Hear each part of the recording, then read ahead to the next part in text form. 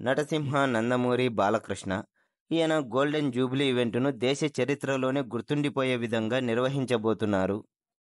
నందమూరి బాలకృష్ణ ఈ నెలాఖరికి సినీ చరిత్రలో 50 ఏండ్లు పూర్తి చేసుకోబోతున్నారు.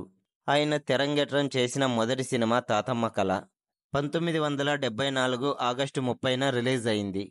టాలీవుడ్లో 50 ఏండ్ల సినీ ప్రయాణాన్ని కొనసాగిస్తూ ఇప్పటికీ కుర్ర హీరోలకు పోటీగా సినిమాలు చేయడం అంటే మామూలు విషయం కాదు. కేవలం సినిమా రంగంలో మాత్రమే కాకుండా ఒకవైపు సేవా రంగంలోనూ మరోవైపు రాజకీయాల్లోనూ తనదైన ముద్ర వేస్తున్నారు బాలయ్య.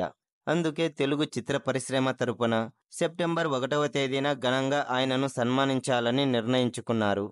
బాలయ్య గారి 50 వసంతాల గోల్డెన్ జూబ్లీ వేడుకను అంగరంగ వైభవంగా నిర్వహించడానికి ఏర్పాట్లు చేస్తున్నారు.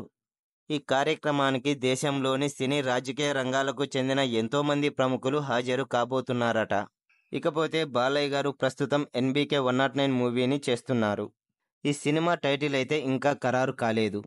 ఇక సెప్టెంబర్ 1వ తేదీన ఈ సినిమా టైటిల్తో పాటు చిన్న టీజర్ రిలీజ్ చేసే అవకాశాలు ఉన్నాయట. దీనికి సంబంధించిన అప్డేట్ కూడా వస్తుందని వార్తలుస్తున్నాయి.